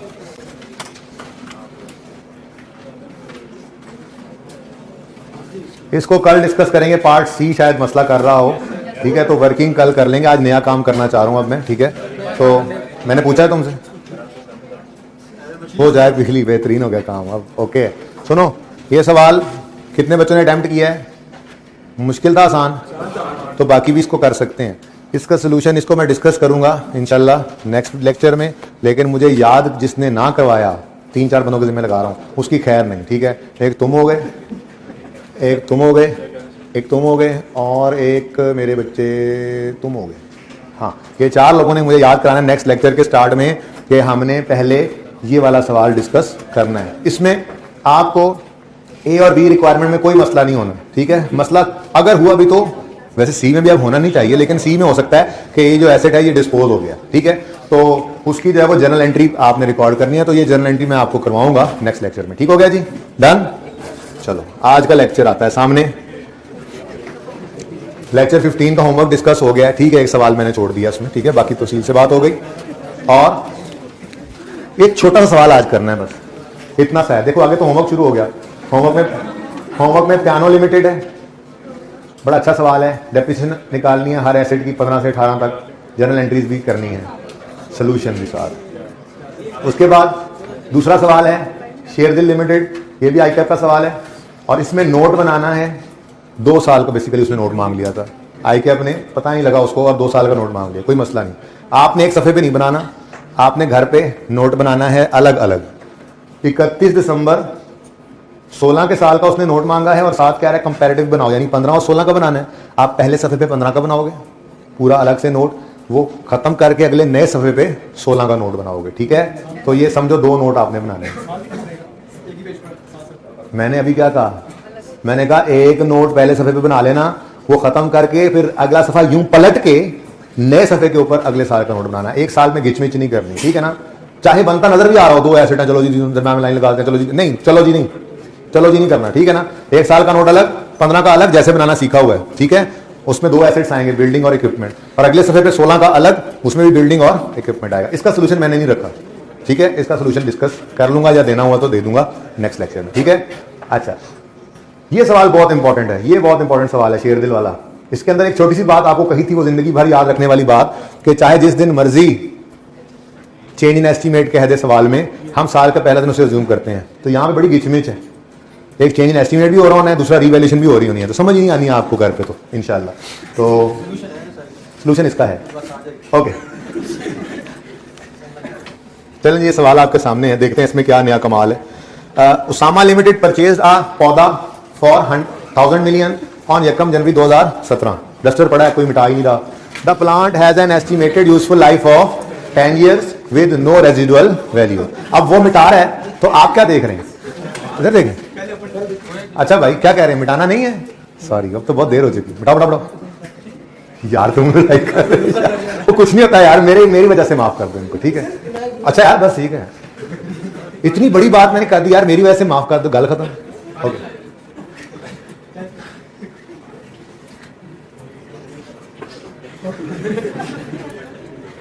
ये तुम लोगों में से ना 2-3 की खैर नहीं है, बता रहा हूँ, ये आखिरी वार्निंग समझ के चुप हो जाओ। अच्छा जी, 1000 का ये प्लांट है, यकम जनवरी 17 को खरीदा है, यूजफुल लाइफ 10 साल है, रेजिडुअल वैल्यू कोई नहीं है। आगे कहता है UL uses revaluation model for subsequent measurement of PPE and accounts for revaluation on net present value method. The details of revaluation performed by an independent valuer are as follows. Revaluation date है यकम अप्रैल 17, यकम जनवरी 17 को खरीदा, यकम अप्रैल को revalue हो गया। Prepare journal entries and note on PPE for inclusion US financial statements for the year 31 दिसंबर 17। ये कोई काम है? ये तो 5 मिनट नहीं लगेंगे आपको। क्यों? ये यकम जनवरी 17 को सवाल शुरू हुआ और 31/17 पे खत्म भी हो गया। कमाल हो गई है। तो वर्किंग के लिए आपके पास सिर्फ 1 मिनट है, जल्दी करें। क्या हो गया? उसूलों का आपको पता है, रीवैल्यूएशन के दिन वर्किंग में क्या करना है आपको पता है, रीवैल्यूएशन के दिन एंट्रीज में क्या करना होता है आपको पता है, ठीक है ना। तो बस वही काम करना है, रीवैल्यूएशन की डेट जो मर्जी हो जाए, जल्दी करो, वर्किंग शुरू करो। नहीं हो ना उकाब, तुंदी बाद मुखालिफ से नहीं घबराना तुमने, ठीक है ना। ये तुंदी बाद मुखालिफ है।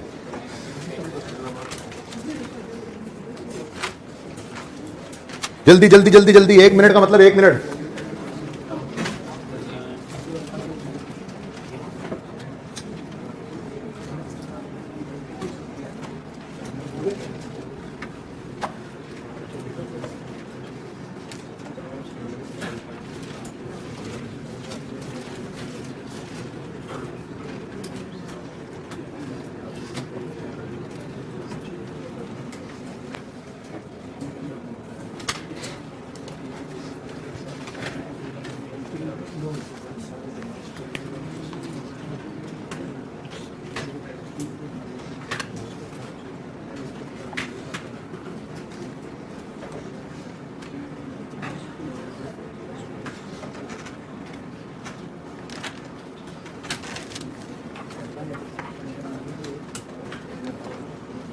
कोई भी इस तरफ बोर्ड के ना देखे, जैसे ऑनलाइन वाले बच्चों को नजर नहीं आ रही है साइड, वैसे ही आप लोगों को भी नजर नहीं आ रही। ओके, फिर तुमने देख लिया आंख उड़ा के, बेशरम आदमी कह रहा हूं नहीं देखना इधर। खबरदार किसी ने सिर्फ देखा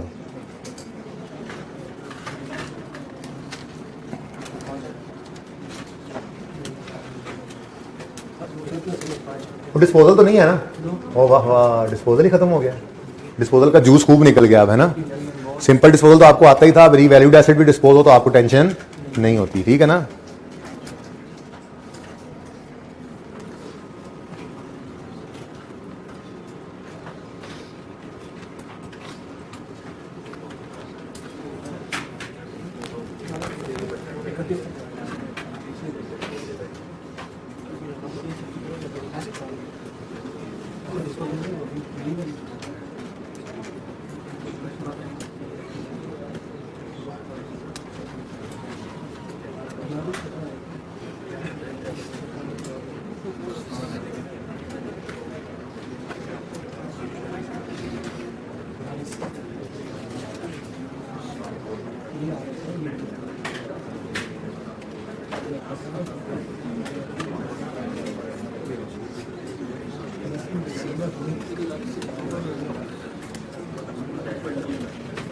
हाँ भाई, ट्रांसफर पहले लिखेंगे या डेप्शन पहले लिखेंगे?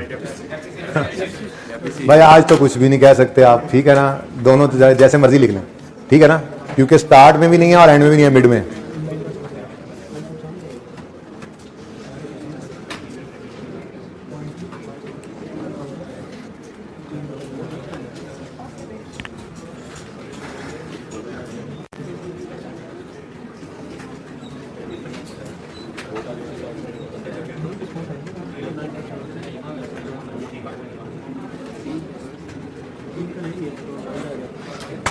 जी इधर आ जाए, बस बहुत हुआ। कितने बच्चों ने वर्किंग पूरी कर ली है? हैं 12-15 बच्चे, शाबाश। चलें इधर देखें, बस बस ठीक है। बाकी भी सही जा रहे होंगे तो मतलब देखें ना, यहाँ तक तो सब पहुंच ही गए होंगे, तो अगर यहाँ तक ठीक चल रहे हैं तो इंशाल्लाह आगे भी सही होंगे। अब देख लें इधर, 1000 रुपए का प्लांट खरीदा, क्या लाइफ थी इसकी? 1000/10, लेकिन ये 1 साल की डेप्शन आनी है। असल में ना यकम अप्रैल को एसेट रीवैल्यू हो रहा है, और पहले दिन रीवैल्यूएशन जब शुरू की थी तो आपको बताया था कि रीवैल्यूएशन के दिन हम बुक वैल्यू और मार्केट वैल्यू कंपेयर करते हैं। तो रीवैल्यूएशन का दिन जो है उस तक बुक वैल्यू तो निकालो, पहले उस तक लेके आओ इसको। तो 3/12 जी 25 की डेप्रिसिएशन आई, 9 975 की आ गई हमारे पास बुक वैल्यू। ठीक हो गया जी। अब ये है हमारी रीवैल्यूएशन के दिन की बुक वैल्यू, और इस दिन जो रीवैल्यूड अमाउंट है वो 1080 आ रही है। तो एक लाइन खाली छोड़ी और 1080 लिख लिया। 105 का आ गया रीवैल्यूएशन सरप्लस।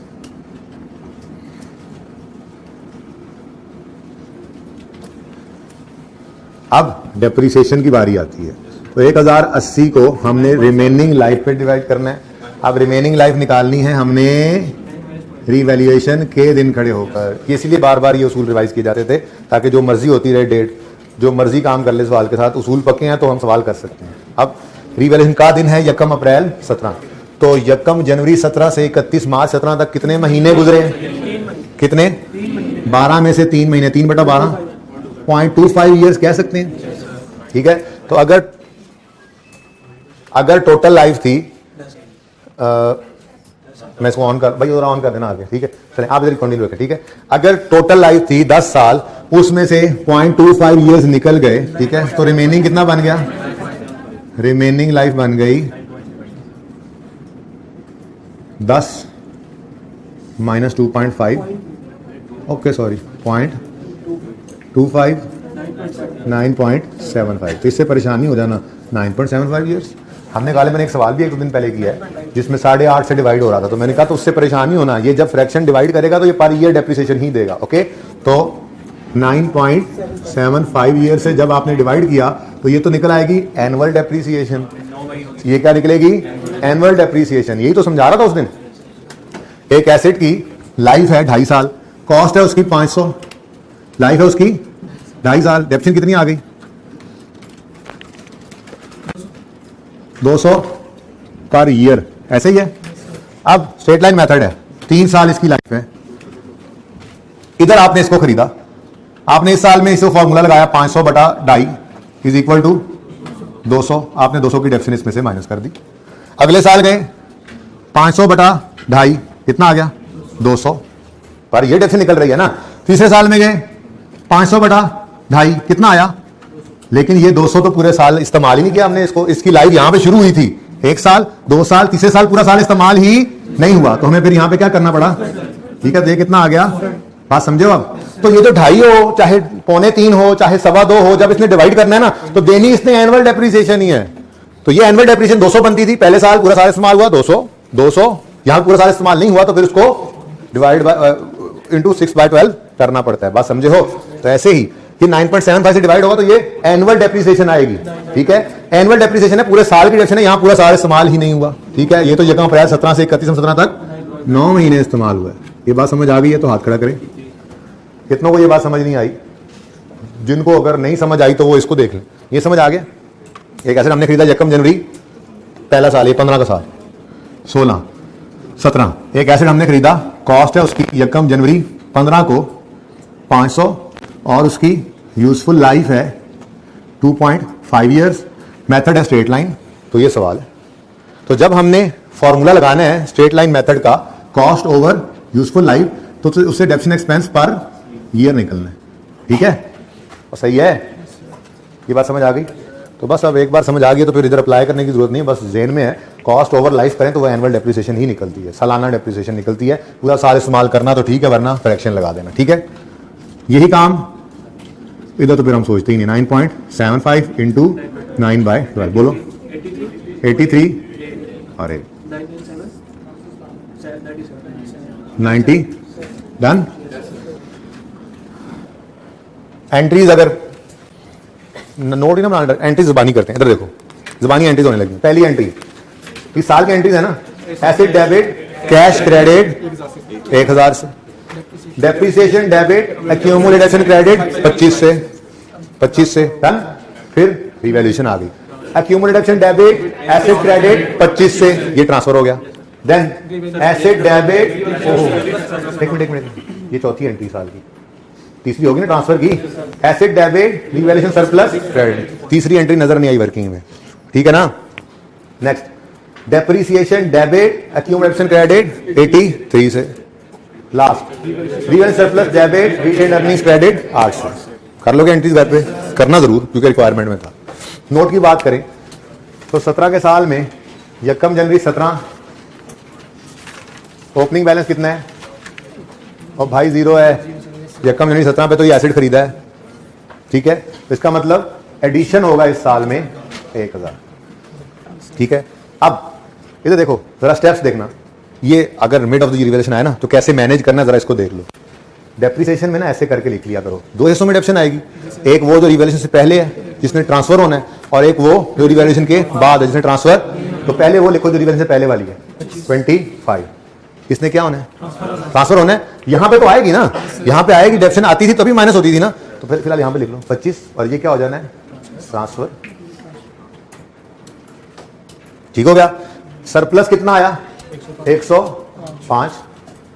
उसके बाद इस साल की डेप्रिसिएशन 83 आ गई। टोटल कितना आ गया? 108। डिस्पोजल कोई है नहीं। क्लोजिंग 1080 और 80 और 990। चेक कर लो, यही आ रहा है, ठीक है ना। ये थोड़ा सा काम बस ध्यान कर लेना, इसमें मिड ऑफ द ईयर है ना, तो ध्यान से पहले 25 की डेप्रिसिएशन आई है, ये 25 की हो गई ट्रांसफर। लेकिन इधर तो आती थी ना, डेप्रिसिएशन एक्सपेंस तो आएगा ना पहले, ओके। अब फिर जब आप इनको नेट करोगे तो 108 में से 25 माइनस होकर यहाँ 83 रह जाएगा, लेकिन एक्सपेंस में आपने पूरा 108 शो करना होगा, ओके। नहीं समझ आई तुम इस बात की? आज खूब काम है घर पे जाके करने का है, क्योंकि चीजें छोटी छोटी थी। दो तो होमवर्क डिस्कस हो गए, ठीक है, फिर ये छोटा सा एक सवाल किया, लेकिन छोटी छोटी चीजें जो है ना वो घर जाके ज्यादा मेहनत मांगती हैं। जी कौन सी बात समझनी है? 25 वाली बात। रिवैल्यूएशन के दिन तक कितनी डेप्रिसिएशन हो चुकी थी? एक्रू एक्सपेंस कितना रिकॉर्ड हो चुका? 25। अब इसने क्या होना है? ट्रांसफर। तो depreciation expense debit, accumulation credit हुआ था, ये 25 डेबिट करके एसेट में से क्रेडिट कर दिया हमने। अब ये 25 यहां आया था और यहां से निकल के खत्म, डन। अब रिवैल्यूएशन के बाद की डेप्रिसिएशन कितनी है? 83। वो 83 यहां पे आ गई, तो इन दोनों को नेट करोगे तो 83 बचना है। पर मसला ये है ना, पहले डेप्रिसिएशन इधर आएगी तो यहां से माइनस होगी ना। आपको ये कंफर्टेबल नहीं हो रहे, ऐसे करो, वो आसान कर लेते हैं। कंफर्टेबल नहीं हो रहे, पहले लिखो डेप्रिसिएशन, फिर लिखो ट्रांसफर। आप देखना जरा, आप देखना, डेप्रिसिएशन पहले 25 की चार्ज हुई, ठीक है। ये 25 की डेप्रिसिएशन यहां पड़ी है, ये यहां पे पड़ी है, ठीक है। इस 25 को क्या कर दिया हमने? ट्रांसफर, ठीक है। अब ये नील हो गई। अब इस साल की डेप्रिसिएशन आई, ये नील होगी, खत्म कर दी हमने, ठीक है ना। ये आई थी और नील होगी 83। तो फिर यहां पर 108 शो करोगे तो यहां पर 25 आएगा तो निकलेगा ना। आप समझे हो? आप सब समझ गए? ये सबसे टेक्निकल बात मेरे ख्याल में यही बन सकती थी कि mid of the year revaluation आ जाए, जो कि अभी तक आई नहीं कभी, ठीक है। होता नहीं है ऐसे, पर सवाल में कभी हो जाए तो तैयारी तो कर ली हमने, ओके। अच्छा जी, तो ये सवाल होमवर्क वाले करने हैं। हैंड आउट मैंने दे दिया होगा, हैंड आउट मैंने दे दिया होगा। मैंने कहा नेट यहाँ चलता नहीं, अब आज फिर नहीं चल रहा था, मसले मसाइल चल रहे हैं, तो फिर मैंने वो रात को ही सुबह को नमाज कर भेज दिया था। अच्छा सुने पॉसिबिलिटीज दो हैं। एक तो हो सकता है मैं नेक्स्ट लेक्चर में नया टॉपिक शुरू कर दूं, या शायद एक दिन और अभी हम इस पे लगा लें। उस एक दिन के अंदर ना 2-3 छोटी छोटी बातें भी रहती हैं, जैसे फुल्ली डेप्रिशिएटेड एसेट का कोई क्वेश्चन हमने अभी तक नहीं किया, इंट्रो में कॉन्सेप्ट पढ़ा था, पूरे सवाल के अंदर उसको देख लेंगे। इसी तरह से एक रिवैल्यूएशन का मेथड है ग्रॉस रिप्लेसमेंट मेथड, वो भी हमने नहीं किया हुआ, वो कर लेंगे। ऐसे ही कॉस्ट डिटर्मिनेशन, वो इनिशियल मेजरमेंट पे कॉस्ट में क्या क्या चीजें शामिल होती हैं, वो कोई एक 5-7 मिनट की बात वो थी, वो जरा रिवाइज कर लेंगे। नहीं वो नहीं बताऊंगा, ठीक है जी, क्योंकि अभी तक सब समझ आ रहा है ऐसे कोई नया काम। जी WDV पर वर्किंग,